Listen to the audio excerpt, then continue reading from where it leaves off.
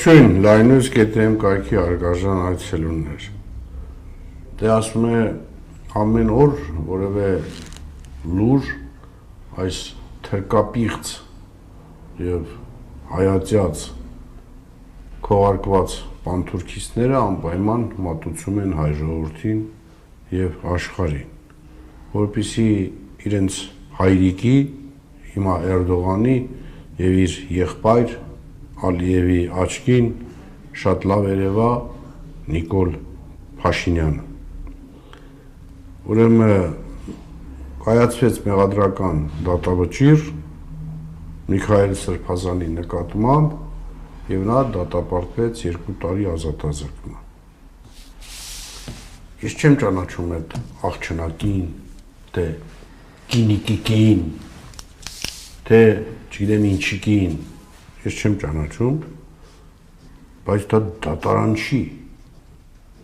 Սրբազան մարդ, որը կյանքում որևէ հանցանք չի կատարել, որը կեղծ մեղադրանքով դատապարտվում է, իր խոսքի համար, որը ոչ բռնության կոչ է, ոչ ինչ-որ մեկին սպանելու կոչ է, ոչ ազգերին խառնակցության կոչ է, բայց ինչ-որ մի աղջնակ որոշեց, որ անպայման պետք է կայացնի մեղադրական ուրեմն դատավճիռ եւ դատապարտի Միքայել Սրբազանին 2 տարի ազատազրկման։ Սա ես չգիտեմ հայ ժողովուրդը ոնց է կարողանում այս ամեն ինչը հանդուրժել։ Սա արդեն աններելի է, ընդ որում դա արվեց անմիջապես այն ակցիայից հետո, երբ Նիկոլ Փաշինյանը հանձնեց մեղրին թուրքերին։ Ինչպես Արցախը 22 թվականի հոկտեմբերի 6-ին Մակրոնի համադայությամբ կամ խաղաղությամբ հանձնեց թուրքերին, նույնը օգոստոսի 8-ին Նիկոլ Փաշինյանը Տրամպի համադայությամբ հանձնեց մեղրին Ադրբեջանին, էլի թուրքերին։ Եվ երեկել մեծ շուքով ազգային ժողովը ԿՊ ուրեմն քողարկված պանթուրքիստների եւ մի հատ նոր պանթուրքիստի հետ միասին, որը զարմանալիորեն ուրեմն զավակ կորցնելուց հետո դարել է Նիկոլապաշտ, մասոխիզմը ինչի է հասցնում մարդկանց, ուրեմն դարձել է Նիկոլապաշտ եւ հիմա իրանց հետ միասին հանձնեց նաեւ մեղրին։ Ես պատկերացնում եմ այդ տղայի անմեղ հոգին, իր զավակի անմեղ հոգին, հիմա ինչ դառը,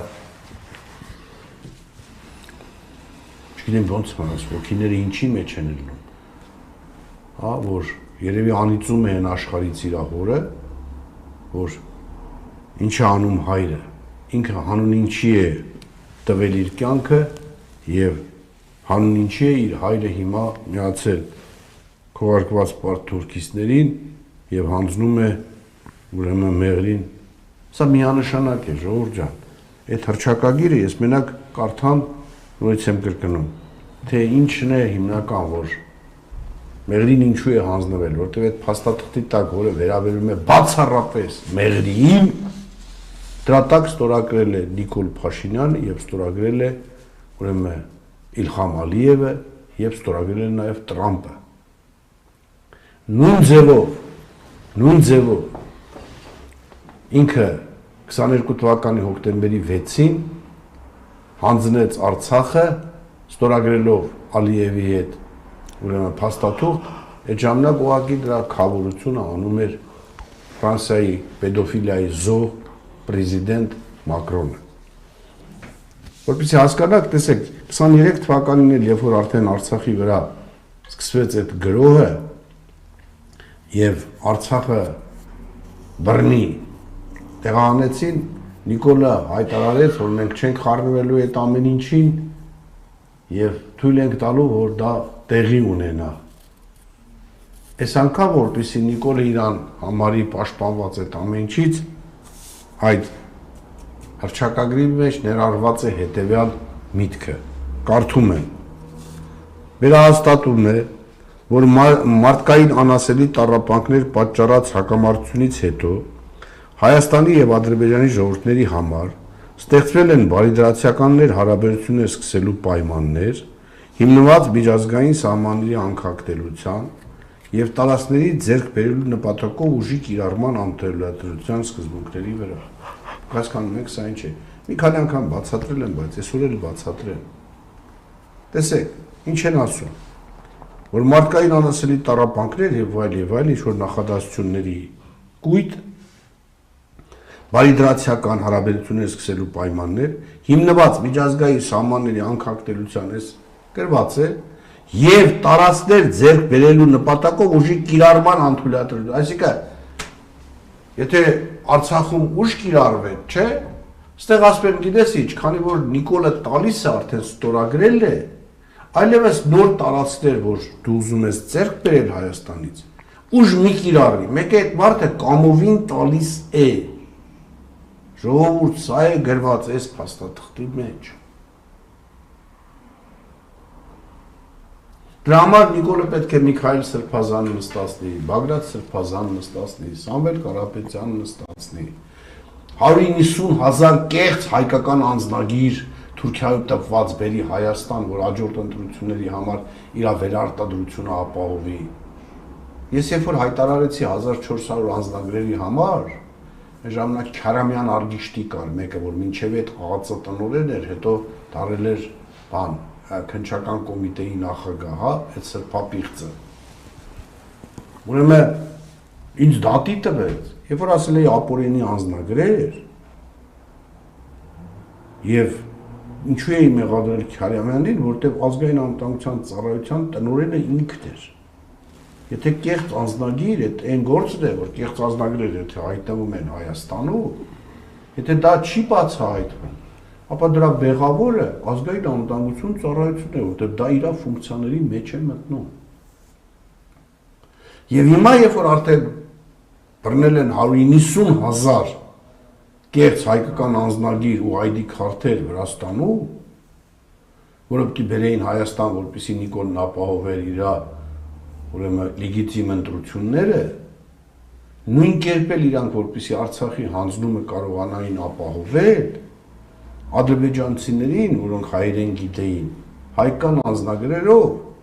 անցել են համենայն դեպս մեղրիով եւ մտել են Հադրութի թիկունք։ Դրա համար մինչեւ հիմա մարդիկ ասում են այդ 400 հոգին ոնց հայտնվեցին Հադրութի թիկունքում։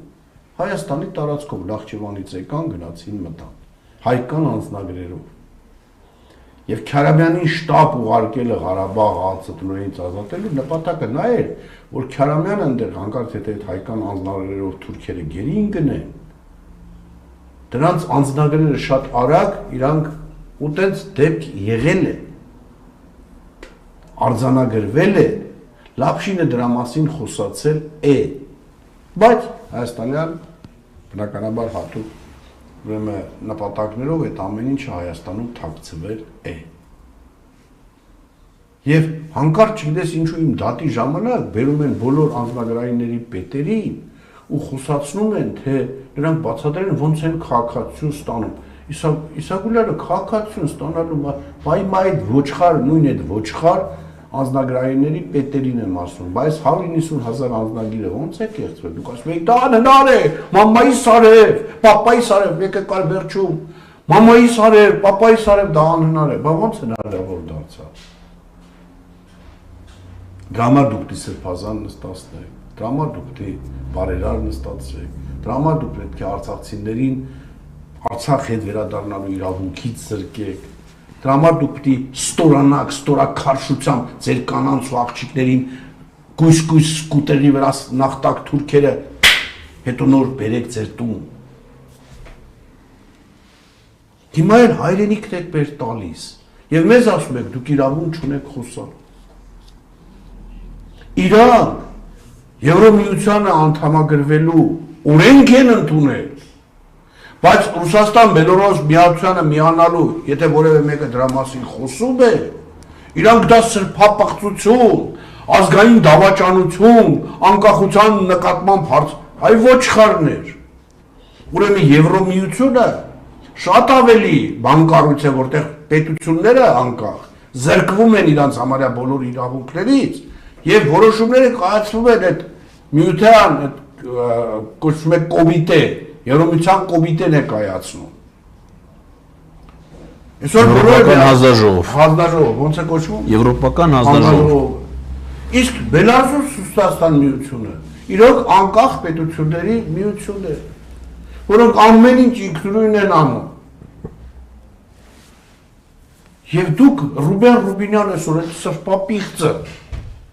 ուրեմն դեռ օրենքը ընդունելուց, երբ որ իրանք օրենք են ընդունել, որ մենք միանում ենք, ուրեմն դες սաղին որպես դավաճաններ անկախության, չգիտեմ ինչեր, պիտի նստացնեն ցմա։ Բա Վարդան Ղուկասյանն ինչ ասում։ Մարդիկ կողմնակի, հիմա եթե ես սկսեմ ստորագրություններ հավաքել, որ Հայաստանը ցանկանում է միանալ Ռուսաստան, Բելարուս եւ դրա տակ մարդիկ ստորագրեն։ Բա ինչի դուք կարաք Եվրոմիությանը միանալու իրավունք ունեք, հավաքեք, կառավարությունը որոշում կայացնի, Բերեկազգային ժողովում դա դարձնեք օրենք, բայց Ռուսաստան, Բելարուս միությանը միանալու իրավունքը մարդկանց զրկում եք այդ իրավունքը։ Ո՞նց հասկանալ, այդ տխմար արարածներ, այ ոչխարներ։ Հիմա խնդրեմ, պարոն Ղազարյան, ծախեց, մեղրին էլ ծախեց։ Սրբազաններին հիմա գլխատում է։ Եկեղեցին են ուզում գլխատեն։ Հայ ժողովրդին ոչ մի տեղ չեն դնում։ Լավ, այս հայ ժողովուրդը, ես խնդրում եմ այս դեպքերի եւ հայ ժողովրդի այս пассив պահվածքի մասին դուք ոնց եք, ես չեմ հասկանում։ Ես այս ժողովրդին չեմ ճանաչում, պարոն Ղազարյան։ Չեմ ճանաչում։ Ուրեմն ինչի սկսենք, մեղրից։ Խնդրեմ, որտեղից ուզում եք այսօր։ Այս տրամաբանական կապերով է, որովհետև ամեն ինչ են թանում։ Այն, որ հենց առաջի օրերից մենք բարձրաձայնում ենք, որ Վաշինգտոնում ստորագրված փաստաթուղթը դա ընդամենը մեղրին Ադրբեջանին հանձնելու ամրագրում է, որոշները թերահավատություն ունեին, որովհետև դեռևս հավատում էին իշխանությունների ներկայացվող մանիպուլյատիվ մեկնաբանություններին, թե իբր դա խաղաղություն է բերում, իբր դա ինքնիշխանություն է ենթադրում, իբր դա սուվերենության շրջանակներում մալում եւ վերաբերվում է տրանսպորտային հաղորդակցության ապաշրջափակմանը, դա էլ դրա համատեքստում։ Բայց հիմա երբ որ դրանից անցել է արդեն 2 ամիս, հեսա կլռանա հոկտեմբերին 2 ամիսը, ամեն ինչը լրացուցիչ հայտարարություններով գալի ընկնում է իր տեղը։ Ինչ ասաց Իլհամ Ալիևը ՄԱԿ-ի գլխավոր ասամբլեայի ամբիոնից իր ելույթում։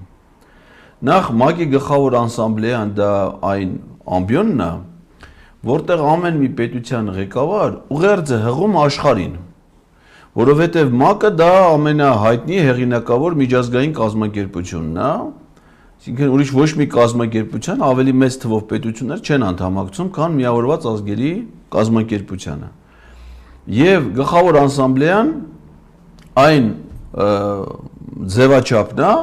որտեղ ամեն մի պետության ղեկավար աշխարհին իր ասելիքն է ասում։ Այսինքն Իլհամ Ալիևը պարզ է, չէ, 1000 տեղ, 1000 ելույթ կարա ունենա, հարցազրույցներ տա, պարզաբանումներ տա։ ՄԱԿ-ի ամբիոնից ասում է այն, ինչ որ աշխարհին է ուղղված։ Եվ ինչ է ասում ինքը։ Իր ելույթում Հայաստանին մեղադրում է ագրեսոր եւ օկուպանտ լինելու մեջ, գիտեք քանի անգամ։ 11։ Մի ելույթում Հայաստանին 11 անգամ անվանում է ագրեսոր եւ օկուպանտ։ Սա նշանակում է, որ ինքը Հայաստանի հետ խաղաղության մտադրություն չունի, որովհետեւ հնարավոր չի, որ մի երկրի հետ դու բարեդրացիություն ունենաս, հարաբերություններ զարգացնելու մտադրություն ու ծրագիր ունենաս, ու ՄԱԿ-ի գլխավոր ասամբլեայի ամբիոնից այդ պետությանը անվանես օկուպանտ եւ ագրեսոր։ Դա արդեն նշանակում է, որ ինքը այդ տրամադրությունը չունի, այսինքն այդ խաղաղությունը գոյություն չունի։ Երկրորդը, ինքը ասում է շատ պարզ, հղում անելով Վաշինգտոնի օգոստոսի 8-ի փաստաթղթերին, ասում է, որ իրականություն է դարձել Զանգեզուրի միջանցքը։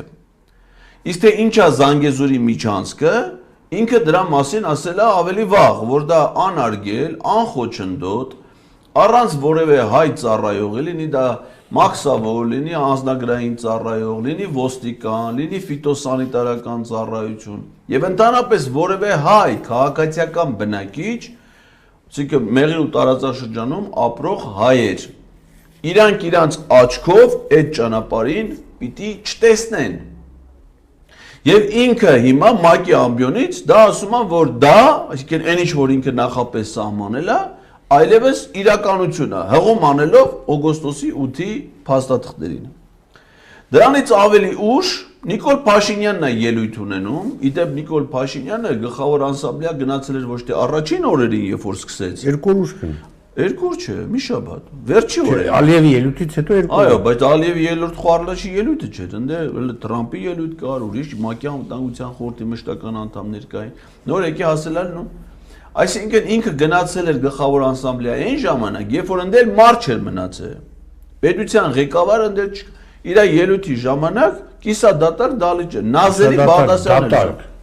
Նազելի Բաղդասյանն ընդել Արադ Միրզոյան, այդ իր պատվիրակությունը ընդեր, իր օպերատորը, բայց դատարկ դալիճում։ Ու ինչ է ասում։ Ասում է, ես Ալիևից պահանջում եմ, որպեսզի ինքը պարզաբանի, թե այստեղից որ ասել է Զանգեզուրի միջանց, դա ինչ է նշանակում։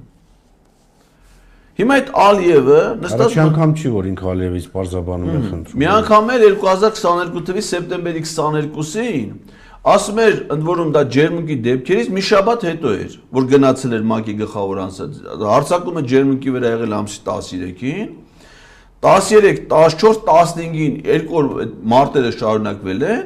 22-ին մի շաբաթ հետո գնացել այնտեղ ասում է թող Ադրբեջանի նախագահ Իլհամ Ալիևը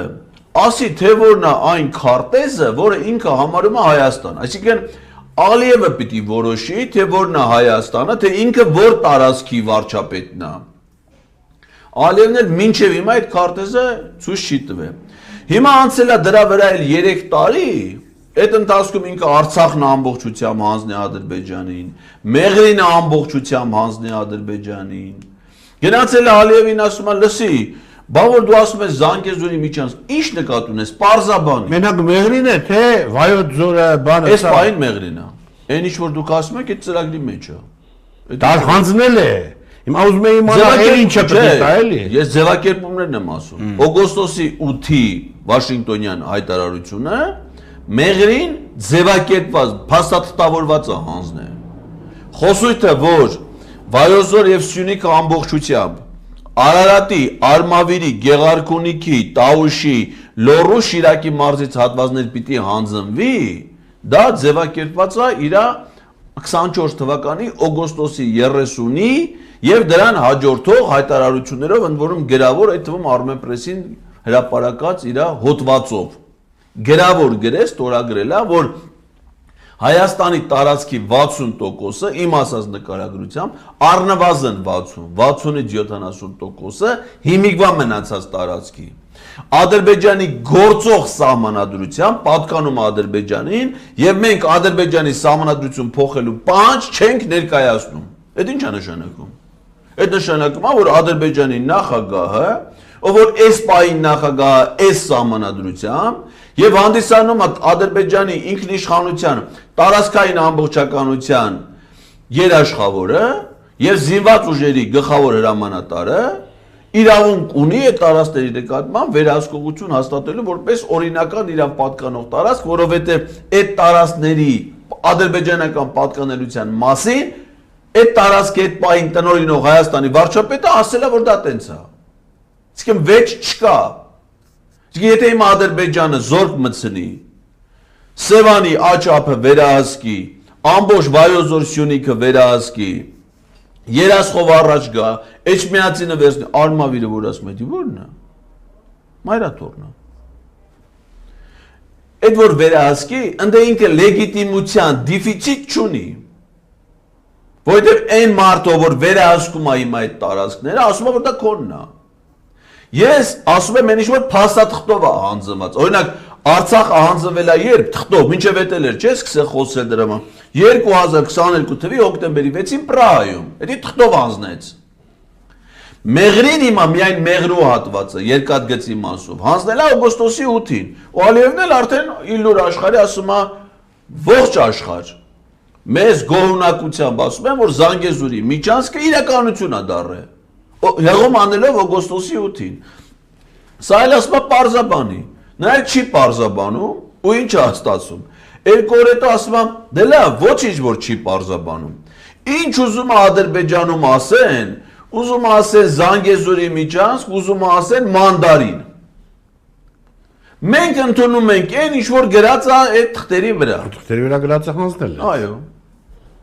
Այսինքն երեսկի չէր պարզաբանում ուզում։ Դրանից հետո Ալիևի ելույթից 3 օր հետո հետո Կոպենհագենում հանդիպում է նույն Ալիևին, մի հատ բուֆետում ընդ ասենք 4 հատ աթոռա, բայց իրանք երկուսով են նստած։ Ակնհայտ է էլի որ դա կազմակերպված հանդիպում չի, որովհետև եթե արարողակարգն է հանդիպում կազմակերպում, եթե երկուսով պիտի հանդիպեն, այն երկու աթոռը հանում են դրում են պատի տակ։ Իսկ մի հատ կաֆեում հերթական անգամ հանդիպել են։ Ունդ է պաշտոնական հաղորդագրությունը, որ նայում ենք, primeminister.am։ Ընդ գրած չի, որ Հայաստանի վարչապետ Նիկոլ Փաշինյանը ի շարունակություն ՄԱԿ-ի գլխավոր ասամբլեայի ելույթի Իլհամ Ալիևից պարզաբանումներ պահանջեց Զանգեզուրի միջանցք խոսույթի օգտագործում։ Ոչ, ընդ ասում է, որ շատ լավ հանդիպում այլ է հղումներ անելով Վաշինգտոնի պայմաններում։ Ասեմ, այդ հանդիպումը կազմակերպվել է հայկական պատվիրակության կողմից եւ Նիկոլի միակ խնդրանքը, որ ախպեր ինչ ուզում ես տալիս եմ, ինչ ուզում ես տալու եմ։ Բայց թողը նենց լի, որ 26 թվականին երրորդին խափելով կարողանում ընտրվել, նորից վերընտրվել, ախպեր այդ 60%-ը տալու եմ մեկ, ես դրա մասին ասել եմ, որտեվ այս թուղթը ես չգիտեմ, դուք լավ կարդացել եք այս հռչակագիրը Ամերիկայում։ Ոչ, դե պարզ է որ Նիկո բան, սա առաջի կետը մենք Ամերիկայի Միացյալ Առաջի կետ մի կարդացեք, 4-ը կարդացեք։ Չէ, այդ կարդամ մի անգամ։ Աննական նախագահ Դոնալդ Թրամփը ականատես եղանք, ականատես եղնելու մասին է։ Որ արդյոք դա խաղ։ Երկրորդ կետը, մենք ականատես եղանք, որ Մինսկը լուծարեցին։ Երրորդ կետ, մենք վերահաստատեցինք, էսեն է, որ ասում է, այս ջանքերը կներառեն Ադրբեջանի Հանրապետության հիմնական մասի եւ Նախճանների ինքնական հանրապետության միջև Հայաստանի Հանրապետության տարածքով անխոհ հաղորդակցությունը Հայաստանի Հանրապետության համար միջազգային ու ներպետական հաղորդակցության փոխադարձ առավելություններով։ Դու հասկանում ես սա ինչ է նշանակում։ Շատ լավ։ Որ Հայաստանը եթե ուզենա մեղրիով հանկարծ գնա Պարսկաստան, իբրև թե ստեղ Հայաստանի Հանրապետության համար միջազգային ու ներպետական հաղորդակցությունների առավելություններով իրան կարող է թույլ տան, որ ինքը շարունակի այդ տարածքով օրինակ Պարսկաստանի հետ կապը։ Ոչ մեկ դա թույլ չի տալու։ Թույլ չեն տալու հետագայում։ Ասում են կարող է։ Եվ չորրորդ կետ աշխատելու Ամերիկայի Միացյալ, այսինքն վերահսկելու են Ամերիկայի Միացյալ եւ ամենավտանգավոր կետը նորից եմ կրկնում։ Ոչ մեկը սրա վրա։ Չորրորդը կարդացեք։ 5-րդը, 4-ը պետք չի, 5-րդը։ Չէ։ 5-րդը։ Տրիփը։ Տրիփը թե։ Այ ինչ է, չէ՞ լեմդ կարդա։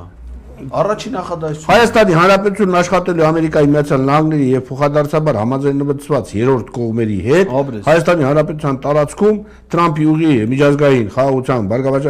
հեքիաթները պատմել։ Այդ երրորդ կողմը դու չես մանում ով է։ Այդ Ադրբեջանն է։ Այսինքն Հայաստանը Միացյալ Նահանգների հետ իր երկրի տարածքում գործողություն անելուց երրորդ երկրի փոխարդա առանց Ալիևի համաձայնության ոչ մի բան չի կարանի, ոչ Ամերիկան, ոչ Հայաստանը։ Այո, Այսինքն Ադրբեջանը այդ մեղրու տարածքի նկատմամբ իրավական ներգործության իրավունք է ստացել։ Ոնց որ Ադրբեջանի բանից Ղարաբաղից Ռուսաստանին ասեց ձեր զորքը անեք, ասա դու քո տարածքում բանի հետ Ամերիկայի ինչ որ անես, իմ հետ համաձայնեցի։ միանշանակ։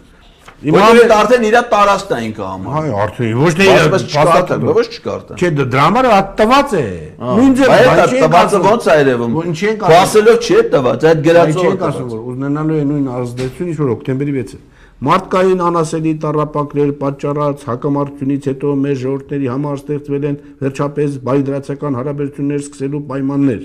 Պոզի տղեկ, կներեք։ Բայց եթե բարենպաստ պայմաններ են, ամեն բարեկամական է, բայց այդ անխոչնդոտ, բայց ինչու երասխից մինչև Դերբենդ մենք Ադրբեջանի տարածքով էլ այդ նույն իրավունքներն ունենք գնալու գալու։ Հիմա բացի Ալիևի ելույթը մակում, ընդ ինքը մի տեղ ասում է, որ տարածաշրջանում կոմունիկացիաներ են ապաշրջափակվելու, ինքն էլ Հայաստանին տարածքներ տրամադրելու, սահմանների անկախտելության եւ տարածքներ ձեռք բերելու նպատակով ուժի չկիրառման պայմանով։ Այսինքն, երբ որ այս ամբարայականները, քողարկված պանթուրքիստները ԿՊ-ն կամովին ամեն ինչը տալիս է,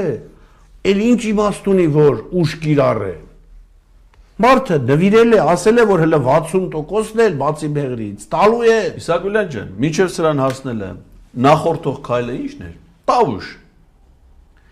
2020 թվականին Նիկոլ Փաշինյանի պաշտոնավարման շրջանում առաջի պատերազմական գործողությունները եղել է Տավուշում 2020 թվականի հուլիսին։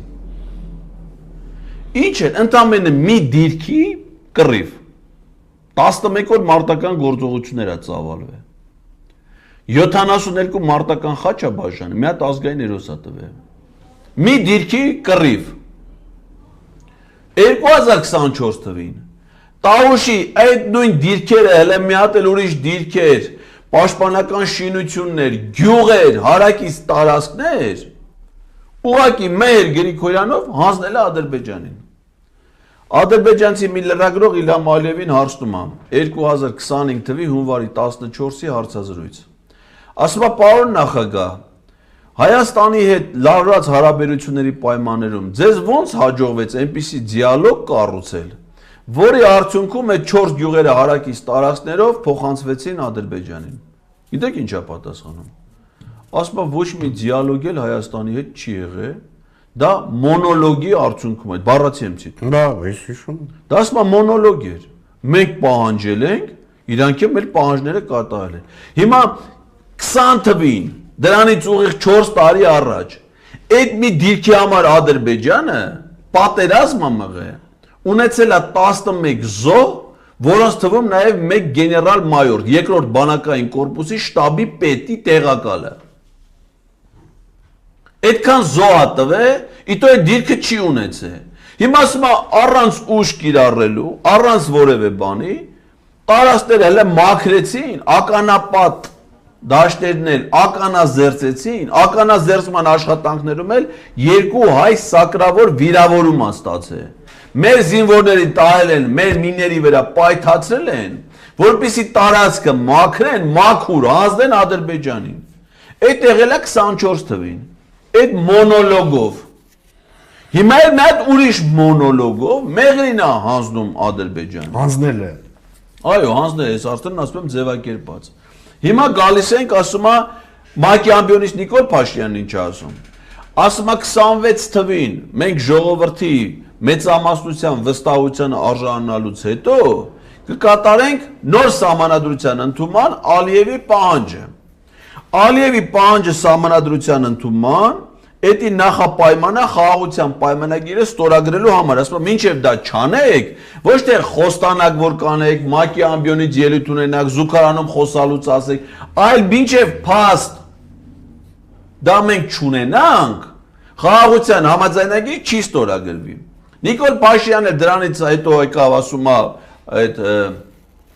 քեմա ինչ էիք ասում, այդ քողարկված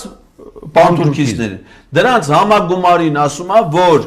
մենք 4-րդ հանրապետություն ստեղծելու հռչակագիր ենք ընդունում։ Իրանց բանաձևը այդ 6-րդ համաժողովի վերաբերում է 4-րդ հանրապետություն ստեղծելուն, այսինքն այս հանրապետությունը կործանելուն, չէ՞։ Հիմա եթե այս հանրապետությունը կործանվում է ու կործանում է ազդարարում է սահմանադրության վերացումով, անկախության հռչակագրի վերացումով։ Դրանով վերանում է այն սուբյեկտը, ով որ նախաստորագրել է Վաշինգտոնյան հայտարարությունը, որովհետև Վաշինգտոնյան հայտարարությունը ստորագրել է Հայաստանի Հանրապետության արտաքին գործերի նախարար Արարատ Միրզոյանը, չէ՞, Ադրբեջանի նախարար Ջերրում Բայրամովի հետ։ Հիմա 2026 թվին Ջերրում Բայրամովը կամ իր փոխարինողը կշարունակի մնալ Ադրբեջանի նույն հանրապետության, նույն արտաքին գործերի նախարարը, Արարատ Միրզոյանը արդեն այն նույն հանրապետության արտաքին գործերի նախարարը չի, այն հանրապետությունը վերացել է։ Հետևաբար այս նախաստորագրած համաձայնագիրը վերանում է, որովհետև նախաստորագրող սուբյեկտը այդ չկա։ Իսկ եթե այսինքն խաղաղության համաձայնագիրը sense տենես չի կնքվելու։ Իսկ եթե պետությունը վերացել է, մինչև էտել էս պետությունը, որը վերացել է, դրա վարչապետն ասել է, այս տարածքները քո սահմանադրությամբ քոնն է։ Նա ինչ է անելու։ Դրանք տալու է։ Իր զորքը մտցնելու է իշխանությունը հաստատելու այդ տարածքների նկատմամբ։ Այսինքն Հայաստանը որպես պետություն վերանալու է։ Հիմա գալիս ենք այսօրվա դատավճռին։ Այսօրվա դատավճիռը դատավորը շատ կարևոր ժամկետ է սահմանել։ Նա Միքայել Սրբազանին չի դատապարտել 6 ամսվա ազատազրկման։ Նա չի դատապարտել մի տարվա։ Նա դատապարտել է 2 տարվա, որովհետև այս երկիրը 2 տարի հետո չի լելու։ Եթե դրա ժամկետն է։ Այսօրվա դատավճռի ժամկետը դա Հայաստանի Հանրապետության գոյության ժամկետն է։ Որովհետև ենորից եմ ասում 2028 թվականին 26-ին իշխանազավթումը կիրականացնի, 27-ին կիրականացնի այդ սահմանադրությունը, եթե անի, այդ գործընթացը, 28-ին արդեն Միքայել Սրբազանի ազատության վաղտը որ գա, էլ Հայաստանի Հանրապետություն պետություն չի լինելու, բանտերը էլ մեր իշխանություններին չի, արդեն ադրբեջանցի օֆիցերներն են, նրանք կորոշեն ինչ անեն։ Ոնց որ հիմա որոշում են Բակո Սահակյանի ճակատագիրը, Արկադի Ղուկասյանի ճակատագիրը, Լևոն Մնացականյանի ճակատագիրը։ Այդ այսօրվա դատանի վճռի ժամկետը այդ դե չէ Միքայել Սրբազանը հանցանք չի գործել։ Այն ինչի համար որ այսօր Միքայել Սրբազանը դատապարտվել է ազատազրկման, դա մի հայտարարություն է, հիշեցնենք էլի մեր հեռուստադիտողներին, որ իմանան մենք ինչի վրա հիմնվելով ենք խոսում։ 2023 թվականի նոյեմբերին կատարած մի հատ հայտարարություն է։ 2023 թվականի նոյեմբեր, հիմա քանիսն է։ Հիմա կլինի 2025-ի նոյեմբերը, չէ, 2 տարի առաջվա։ Նրան 2 տարի ոչ մեկ մեղադրանք չի ներկայացրել, ոչ մեկը չի ասել, ես ինչ կոչ արիր, ես ինչ հանցանք գործիր։ Այդ հայտարարությունից մի քան 6 ամիս հետո 2024 թվականի ապրիլին Դանիել Իոնիսյանը գլխավոր դատախազություն հաղորդում է տվել հանցագործության մասին։ Ասում է Շիրակի թեմի առաջնորդ Միքայել Սրբազանը 6 ամիս առաջ նման հայտարարություն արել, գնացեք բռնեք, գործ հարուցեք։ Դատախազությունը ուսումնասիրել է Դանիել Իոնիսյանի հաղորդումը, իրան գրավոր պատասխանել է, որ մենք ուսումնասիրել ենք իր հայտարարության մեջ հանցակազմ չկա։ Եվ էդի հիմք չի հանդիսանում վարույթ սկսելու համար։ 2025 թվին այդ նույն բանի համար, այդ նույն դատախազությունը գնացել են Մայրաթորից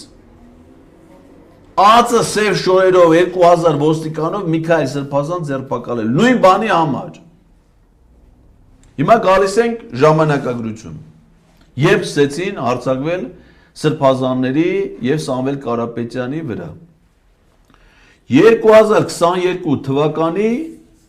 25 թվականի այս տարվա մայիսի 22-ին Կովկասի մահմեդականների վարչության նախագահ Ալաշուքյուր Փաշազադեն նստավայրը Բաքու որոշում են կայացնում Երևանի եւ Էջմիածնի Ղազիաթ հիմնելու վերաբերյալ։ Ղազիաթը այդ իրանց թեմն է, ոնց որ մեր հայաստանյաց առաքելական եկեղեցին ունի Շիրակի թեմ, որի առաջնորդը Միքայել Սրբազանն է, Կովկասի մահմեդականները ունեն իրանց վարչություն ունի Ղազիաթներ։ Իրանց թեմերը 25 թվականի մայիսի 22-ին որոշում են կայացրել Երևանի եւ Էջմիածնի Ղազիաթ հիմնելու վերաբերյալ։ Հայաստանի իշխանություններից ոչ մի արձագանք դրա վերաբերյալ չկա։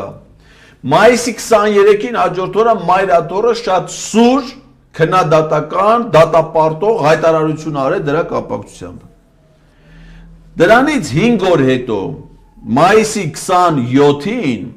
Վեհապար Հայրապետը ելույթ է ունեցել Շվեյցարիայում իր իսկ խնդրանքով հրավիրված եկեղեցիների համաժողովի ժամանակ տարբեր եկեղեցիների ներկայացուցիչներ են եղել ու խոսել է հետևյալ հարցերի մասին։ Ադրբեջանում պահվող հայ ռազմագերիներ, նրանց վերադարձի պահանջ, Ադրբեջանի կողմից իրականացված ռազմական հանցագործություններ, ագրեսիա, արցախցիների բռնի տեղահանություն, նրանց վերադարձի իրավունքի հարց եւ օկուպացված Արցախում հայկական համամարտկային քրիստոնեական ժառանգության դեմ բարբարոսությունների մասին։ Վեապարի ելույթը հրապարակվել, այսինքն մենք դա կարդացինք, ելույթը ունեցավ ամսի 27-ին, մինչև կոմպյուտեր մոնտաժ են արել, գցել են YouTube, մայիսի 28-ին։ Խնդրում եմ մարդիկ լսեն էլ այս ամսաթվերը։ Մայիսի 29-ին հաջորդ օրը եղել է Հայաստանի կառավարության նիստ, որտեղ Նիկոլ Փաշինյանը ասում է եկեղեցիները չուլան են, եկեղեցիներում զիբիլ կա, եկեղեցիներում շինարարության աղբ կա, եկեղեցիների վատ վիճակ կա ու հարձակում կաթողիկոսի վրա։ Նույն օր Իրակինը գրում ասում է հոգևորականները մանկապիղծներ են, գնացել են, այդ ինչ են խոսում Շվեյցարիաներում, այդ ինչ վերադարձի իրավունքների հարց է բա։ Ու սկսում է կազմակերպված գրոհը եկեղեցու վրա։ Դրանից հետո Բագրատ Սրբազանի ձերբակալություն, Միքայել Սրբազանի ձերբակալություն, Սամվել Կարապետյանի ձերբակալություն։ Հիմա ասում ենք ինչի եկեղեցու վրա։ Թուրքիայում ոնց որ մնացած բոլոր երկրներում Ադրբեջանում կան հատուկ ծառայություններ։ Իրանց արտաքին հետախուզության ծառայությունն է, ազգային անվտանգության ծառայությունն է, ռազմական հետախուզությունն է։ Ծառայություններում բացառված բան է, որոնց չլինի առանձին ստորաբաժանում, որը զբաղվի մենակ Հայաստանով։ Այս ստորաբաժանում, ասենք Թուրքիայում աշխատող, Հայաստանի վրա աշխատող առնվազն 25 օֆիցեր կաշխատի։ Առնվազն։ Ամեն մեկը իր բլոկով, չէ՞, մեկը տնտեսությունը կնայի, մեկը քաղաքական համակարգը կնայի, չէ՞, օրվա իրադարձությունները պիտի վերլուծեն, ամփոփեն, զեկուցագրերով ներկայացնեն։ Մեկն էլ եկեղեցով է, չէ՞, զբաղվում այդ օֆիցերներից, մի հատ մայոր, չի կարա չլինի։ Հիմա հայաստանյաց առաքելական Սուրբ եկեղեցին Թուրքիայի անվտանգության տեսանկյունից համարվում է անվտանգության սպառնալիք ներկայացնող կազմակերպություն։ Իրանք ունեն, չէ՞, իրանց պետության անվտանգության սպառնալիք ներկայացնող անհատների ցանկ, կազմակերպությունների ցանկ, պետությունների ցանկ։ Որ պետությունն է, Հայաստանը որպես պետություն է դիտվում անվտանգության սպառնալիք եւ առանձին կազմակերպություններ, այդ կազմակերպությունների թվում ասենք հայ հեղափոխական դաշնակցությունը որպես կուսակցություն, հայաստանյաց առաքելական եկեղեցի, նույն ձևի իրանց մոտ օրինակ ասենք սպառնալիք ներկայացնող կազմակերպություններ, քրդական բանվորական կուսակցությունը, իրանց երկրի անվտանգության սպառնալիք, ինչ արեցին, Օջալանին ձերբակալեցին, ՑՄ ազատազրկեցին, 20 տարի պայելուց հետո ասին կոչ արա, որ այդ կազմակերպությունը լուծարվում է, զենքը վայր դրեք, ով էլ չդրեց հատուկ գործողությունով բան արեցին, հիմա այդ կազմակերպությունը, այսինքն անվտանգության սպառնալիքը չեզոքացրել են, չէ՞։ Հիմա եթե հայաստանյաց առաքելական եկեղեցին գոյություն ունի ու դա սպառնալ, ինչ պիտի անեն։ Վերացնել։ Պիտի չեզոքացնեն։ Հիմա այդ սպան, այդ մայորը ասում է հանրություն է ստացել վերացնելու գործողություն մշակի։ Պիտի ծանոթանա, չէ, եկեղեցու կառուցվածքին, անհատներին, ով ավելի ազդեցիկ, ով ինչ տեղեկություններ որ ինքը ունի, որն է որ չունի, դիմում են բարեկամ երկրի հետախուզական ծառայություններին, ասում են ձեր տրամադրության տակ եղած տեղեկություններով մեզ օգնեք, չէ։ Ասենք կարող է դիմեն Մեծ Բրիտանիայի հատուկ ծառայությունները։ Միրզոյանին կդիմեն էլի, Արժակ Միրզոյանին։ Դե էդ եմ ասում։ Մեր ԱԱՑ-ին։ Հիմա ինքը իր մեխանիզմներով, իր ստեղի մարդկանցով տեղեկությունների կճիշտ կասի ուրեմն լսեք։ Այդ եկեղեցին 1700 տարի ունի կառավարման նույն կառուցվածքը։ Կաթողիկոսը առանցքային գործիչ է, որովհետև Աստծո օծյալը ինքն է։ Ու շատ որոշումներ կա, որ ինքը միանձնյա է կայացնում։ Եթե դուք կաթողիկոսին գխատում եք, հեռացնում եք եկեղեցու, փիլոնազուրկ եք անում, ավազանի անունով եք դիմում, էլ ասում ես դու կաթողիկոս չի, վեհապարը պիտի լքի վեհարանը, չէ, դա։ Այդ եկեղեցին արդեն գխատում է, որովհետև իր փոխարեն այլևս որոշում ընդունող չի լելու։ Առավել ևս, եթե դու դրա փոխարեն դնես մի հատ ամուսնացյալ քահանայի, Տեր Արամի։ Ուրեմն գնում եք գտնում եք մի հատ Տեր Արամի, կաթողիկոսին հեռացնում եք, Տեր Արամ եք կարող, այս մասով լուծվավ։ Երկրորդ ֆունկցիոնալ մարմինը եկեղեցում, դա Հայաստանյաց առաքելական եկեղեցու բարձրագույն հոգևոր խորհուրդն է, որը խորհրդակցական մարմինն է, կոլեգիալ մարմինն է, պարբերաբար որոշումներ կայացնող։ Այդ խորհրդի կազմը նայում ես, քանի հոգի է կազմված, ովքեր են։ Այսօր բանտում այդ խորհրդի անդամ 2 հոգի նստած են, որովհետև Միքայել Սրբազանն, Բագրատ Սրբազանն ոչ միայն իրանք թեմերի առաջնորդներ են, arczepiskoposներ, այլև բարձրագույն հոգևոր խորհրդի անդամներ։ Հիմա այդ հոգևոր խորհրդի անդամներից մեկի ազգանունը մի հատ հետաքրքիր զուգադիպությամբ, մի տառի տարբերությամբ համընկնում է քո ասած մարդու ազգանվան հետ։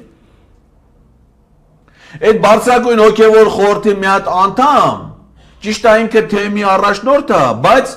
նույնիսկ եկեղեցական համազգեշ չի հագնում, գեսեր ունի, բիզնես ունի, եվրոպացիներին տարածքավարձով տվե։ Այսինքն մեծամասնություն են սկսում ձևավորել այդ հոգևոր, էլի եկեղեցին վերացնելու իմաստով։ Այս պրոցեսները դրանք միմյանց հետ փող կապակցված պրոցեսներ են, որոնք տանում են այսօրվա սահմանված ժամկետին 2027։ Հիմա այդ 190,000 հայկական անձնագրերն ու ID քարտերը, որ Վրաստանում Փարքաստո վրացական հատուկ ծառայությունները կարողացել են կանխել։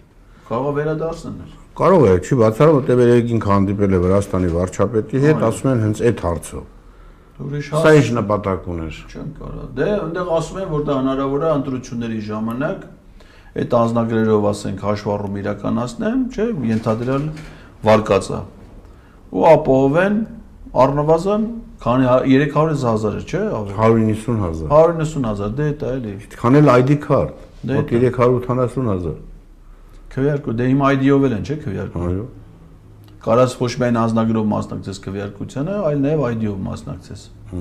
Եթե դա թողարկում են, հիմնական ասում են, որ դա ընտրությունների համար է, բայց միայն ընտրությունը չի, այլ հանցավոր գործողություններ կա, որ վերջապես իրանք պետք է քանի 100,000 ադրբեջանցիներ, շատ ադրբեջանցիներ են հայկական անձնագրերով, ովքեր այրեն գիտեն, պետք է ներթափանցեն Հայաստան։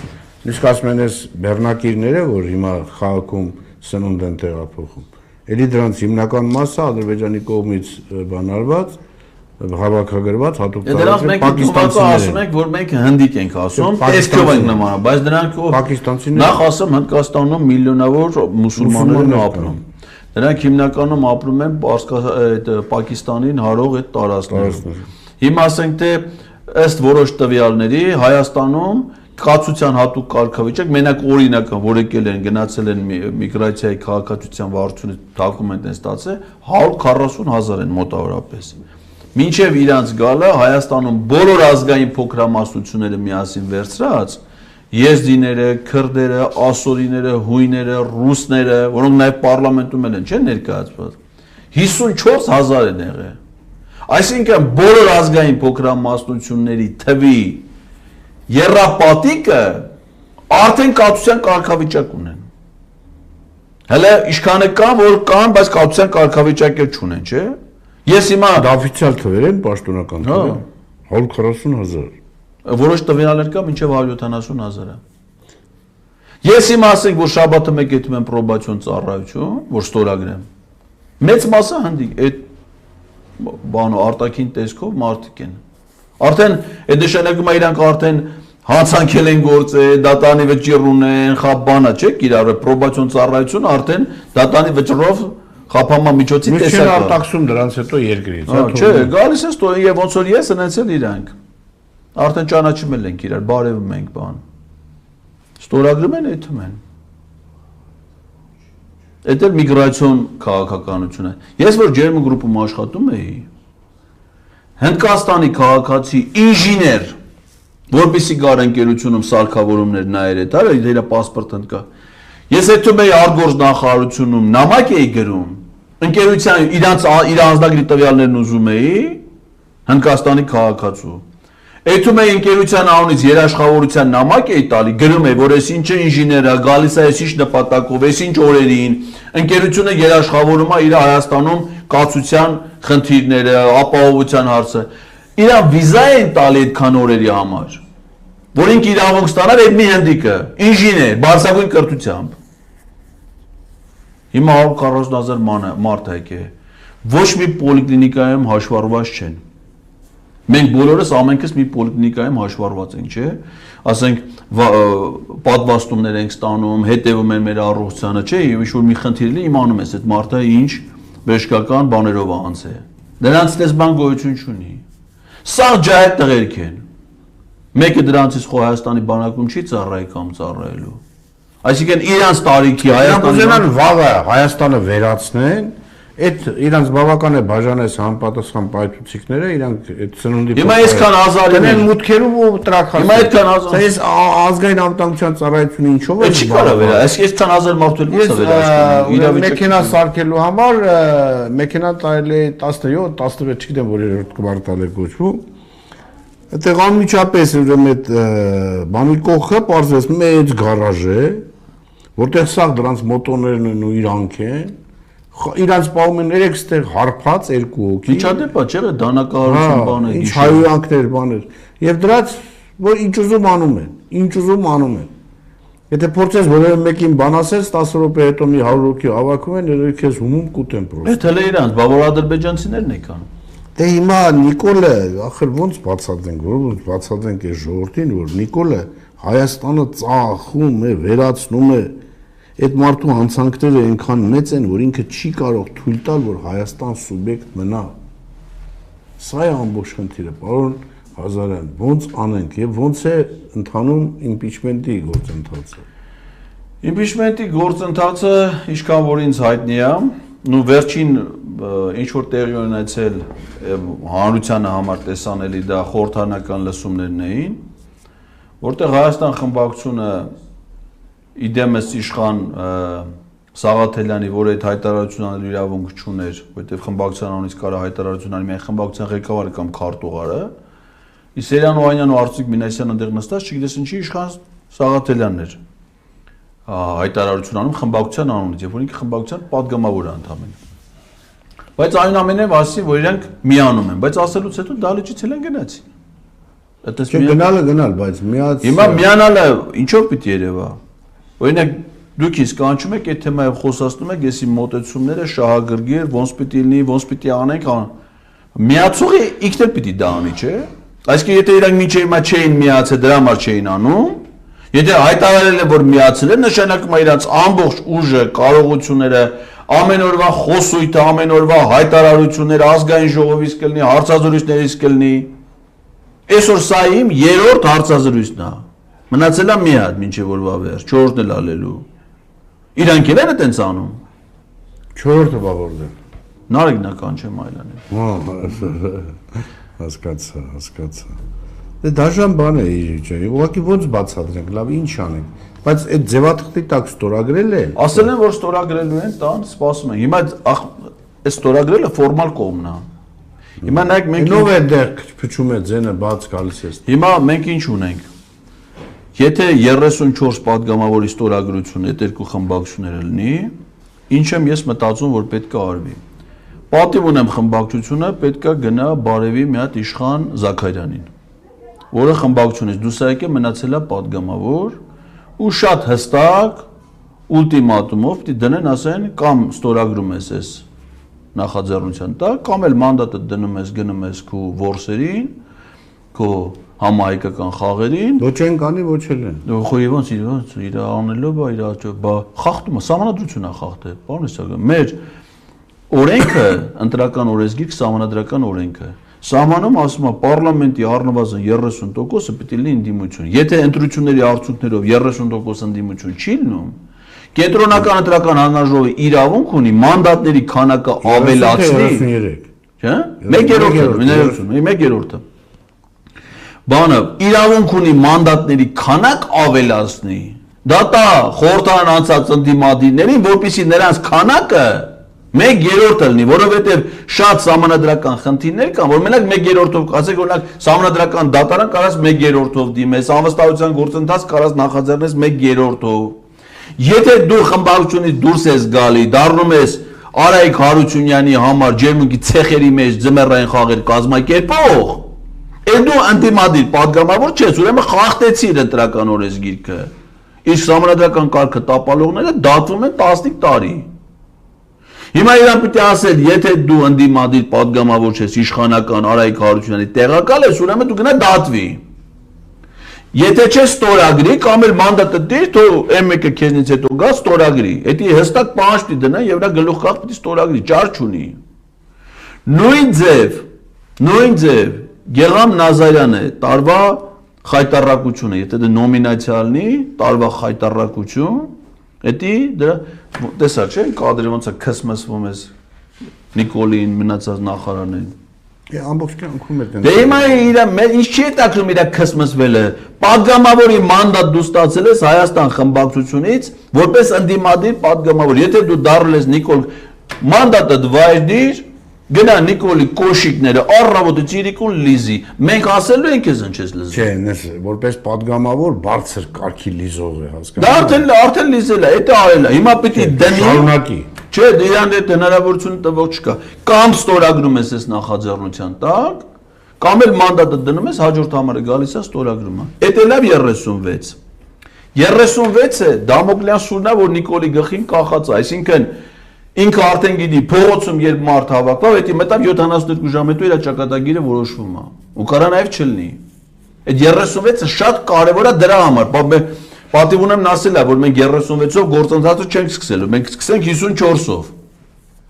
Բայց այս 36-ը արդեն հիմք է տալի այդ թիվը փոխելու, աճելու համար։ Հիմա գալիս ենք աճելու, գնում ենք Աղազարյան Հովիկի ու Հակոբ Ասլանյանի մոտ։ Ասում ենք դուք ասել եք, չէ, որ վարչապետին անվստահություն եք ուզում հայտնել, լավ եք արել։ Հիմա դուք այդքան ժամանակ որ անցել է,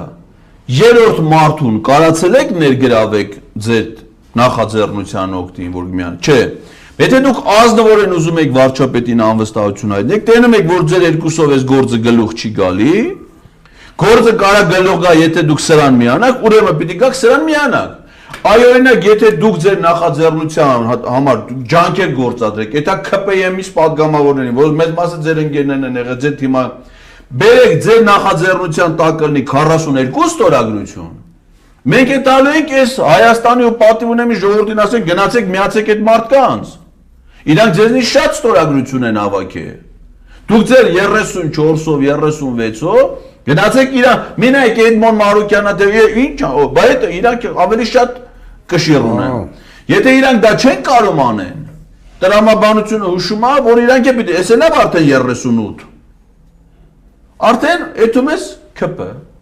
Ոնց որ ես եմ հիմա ամեն ամիս փորձում եմ դա, իմ հետ պիտի գան այդ մարդիկ։ Միս մենակ Այ, բուժքույրը քո հետ հանդիպեց։ Չհանդիպեց, ոչ ճնշում ես, չափեց, ոչ ջերմաչափ դրեց, ոչ շիպանու չարեց։ Հիմա մարդիկ ասում են զաթոտ տարի 7 ամիս է սահմանում կրակոտ չի եղել, ոչ մի զինվոր չի զոհվել։ Չի լելու։ Արցախում էլ հիմա մարդ չի զոհվում։ Եթե հայ չկա էլ, Հայաստան չկա էլ, որտե զոհվեն, ինչի համար զոհվեն։ Արցախում զոհ կա 23 թվից հետո։ Ես չեմ լսել։ Կրակոց կա Արցախում։ Չկա։ Մեն բան էլ բացատրեմ, մեր ժողովուրդը տենց չի հասկանում, ուրեմն երկու ընտանիք են պատկերացրա, ընտանիքի հայրը, իր գեղեցկատես կինը եւ երկու հատ մեկը անչափահաս, մեկը չափահաս դուստր։ Էլ մի հատ ընտանիք, էլի ունի կին,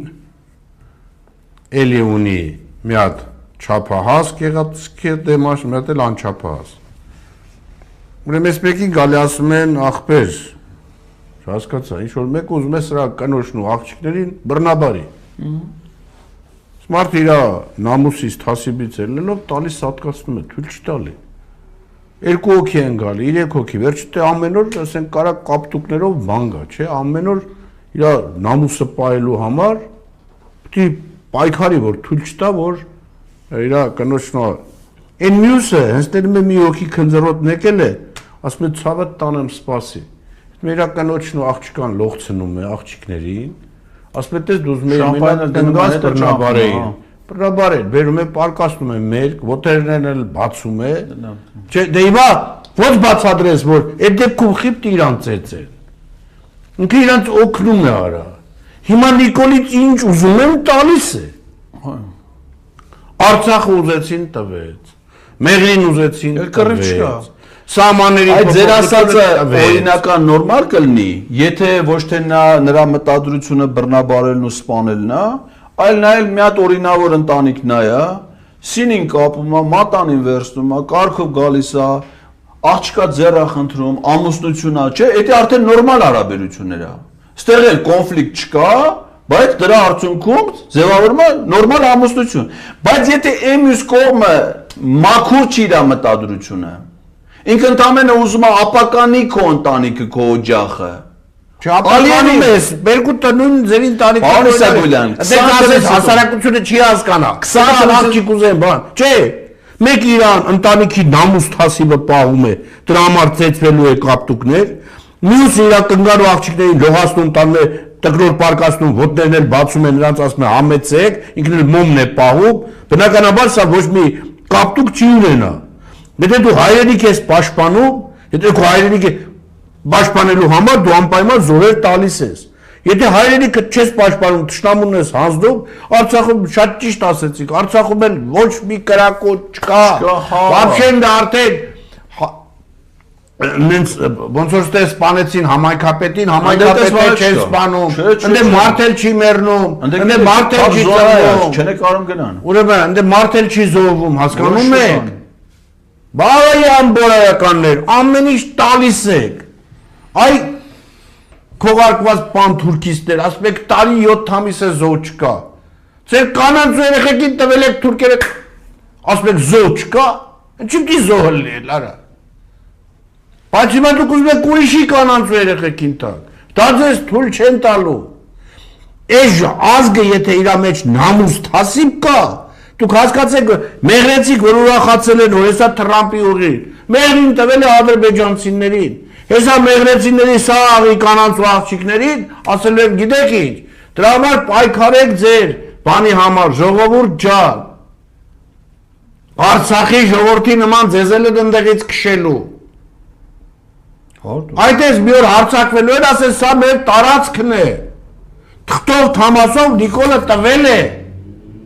Ոնց որ Ղարաբաղցիներին արեցին։ Դուք երբ եք դա հասկանալու ժողովուրդ։ Ուրախացել եք, որ ինչ է եղել։ Ուրախացել է, ինչ Արայիկ Հարությունյանն ընտրել։ Նիկոլը գնացել էր գոռում էին Նիկոլ, Նիկոլ, Նիկոլ։ Նիկոլը 19 թվականին ասեց Արցախ Հայաստանի ու վերջ, ամբողջ հրապարակը ծափեր տալի։ Բա հասկանում էին, որ իրանք իրաց բահվան համար են ծափ տալի։ Հիմա հասկանում են։ Հիմա ինչ են։ Հիմա մեղրեցիներն չեն հասկանում։ Արցախցիները հիմա ինչ են անում։ Պայքարում են, իրանց արժանապատվությունը պահանջում են որևէ մեկից։ Ոչ։ Ինչ ասես։ Դե հիմա դաժան իրավիճակ է, ժողովուրդ ջան։ Ես կարող է ինչ-որ բան է տեղի ունեցել, հայերին գենետիկարում ինչ-որ փոխել են, ես ոչ թե իրականում ինչ էր, ինչ վիրուս էր, կորոնավիրուս էր, այլ ուրիշ բաներ, որ բերեցին այս ազգին ամբողջությամբ դարձին ժեղ, ոնց հասկանանք, ինչ է տեղի ունենում, չգիտեմ, Պարոն Ղազարյան, ես ասելու բան չունեմ էլ, որովհետև չեմ կարողանում հասկանալ այս ժողովրդին,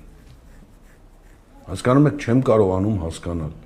դուք շտապում եք քանի սանտ ես էլ եմ այդ նոր Ափսոս որ դե լավ գոնե մի հարցի էլ դուք հաստատ պատասխանը կիմանաք էլի Տիկին Աննան որ Չինաստան է գնացել ուսումը ոնց են տանում հանել են բան են արել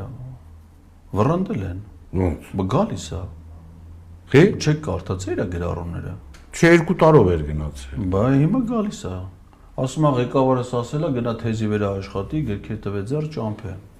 վռնդել են մագիստրոսականը տես ծրագիր չկա որ սեպտեմբերից հոկտեմբերին ավարտի, ինչ թեզ։ Թեզը գրում է երկրորդ տարում։ Առաջի տարում 2 տարով չէր մեկն էլ։ Առնվազն մագիստրոսական կրթական ծրագրերը առնվազն մի տարի/տարուկես արու, ասենք ինքը նախ պիտի ակադեմիական կուրս անցնի, թեզն էլ զուգահեռ պիտի գրի։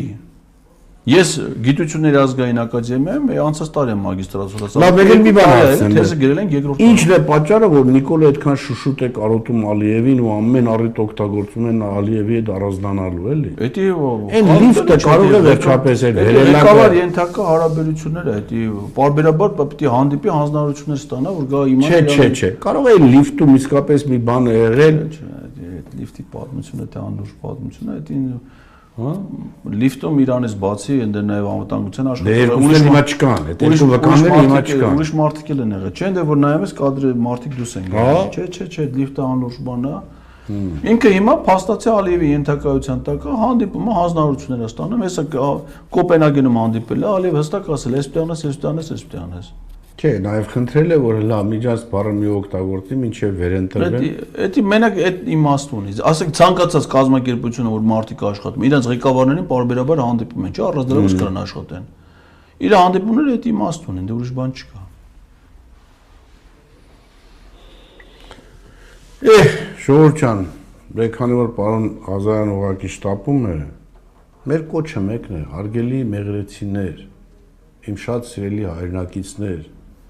ես բազմաթիվ անգամներ ագարակում, մեղրիում, հա, հասկացեք, այս փաստաթղթով Նիկոլը ոնց որ 2022-ի հոկտեմբերի 6-ին Արցախը հանձնեց թուրքերին, այս փաստաթղթով Նիկոլը մեղրին հանձնել է թուրքերին։ Ինձ լուրեր են գալի, որ դուք այնտեղ հիմա ուրախանում եք, հավատացեք, ես խնդրում եմ ձեզ, ուշքի եկեք, այս փաստաթղթերը 1.5 էջ է Նիկոլը որ ասում է, դրեք մի հատ հայերեն իմացողի, ասեք թող կարդա, լավ կարդա, ուշադիր կարդա, եւ մի հատ էլ իր ավաբանի, որ բացատրի ձեզ, թե այս թղթի մեջ այդ գրված է, որ տարածքների համար էլ չարժե, որտեղ Հայաստանը կամովին ամեն ինչ հանձնում է, խնդրեմ մեղրին արդեն հանձնել է, եւ Ալիևը իզուր չի որ միջանցք է ասում։ Ամենևին պատահական չի։ Իսկ այս վերջերս էլ տեսակ, չէ, Ալբանիայի վարչապետը Մակրոնի ու Ալիևի հետ հանդիպման ասում է, վայ, մենք խաղաղության բան ենք ստորագրել, Տրամպը այդ մասին ասել է, ձեռ են առնում։ Մեր երկրի ղեկավարը Մակրոնն էլ թուլի նման, որտեղ Մակրոնը Ալիևի շիստյորկեն է, պիդոֆիլիայի զով, տականք, անասուն, հասկանում եք, այդ մարդ Ֆրանսիան 2 անգամ հայերին կոտորածին մասնակցել է ու ծախել է Հայաստանը թուրքերին, հայ ժողովուրդը Ֆրանսիայի նկատմամբ Ֆրանսիայի ղեկավարների, որոնք Հայաստան են ծախում, պաշտում է, ժողովուրդ ինչ է կատարվել ձեզ հետ, մեղրեցիներ խնդրում եմ ձեզ, իմ սիրելի հայրենակիցներ, ձեզ ծախել է, ուշքի եկեք, այդ իրավաբանի ու լավ լեզվաբանի հետ նայեք տեսեք այս փաստաթղթով ոնց է ձեզ վաճառել։ Մենք ասում ենք կարող է մեր խոսքը ձեզ չի ասում բոլորին, որտեղ այդ հնարավորությունները չկա։ Նրանք ովքեր մեղրիում ապրում են եւ տեսնում են, թե ինչքան դաժան բան է, ոնց է ձեզ ծախում եւ այն, որ ես ասում եմ, որ այս կանանց ու աղջիկներին վաղը պետք է սպասարկու տանի, սա Նիկոլի ծրագիրն է։ Մի թույլ տվեք, որ ձեզ վաճառեն, ըմբոստացեք այս փաստաթղթի դեմ։ Շնորհակալություն, պարոն Ղազարյան։ Շնորհակալություն։ Մնաք բարյավ, կհանդիպենք երկուշաբթի։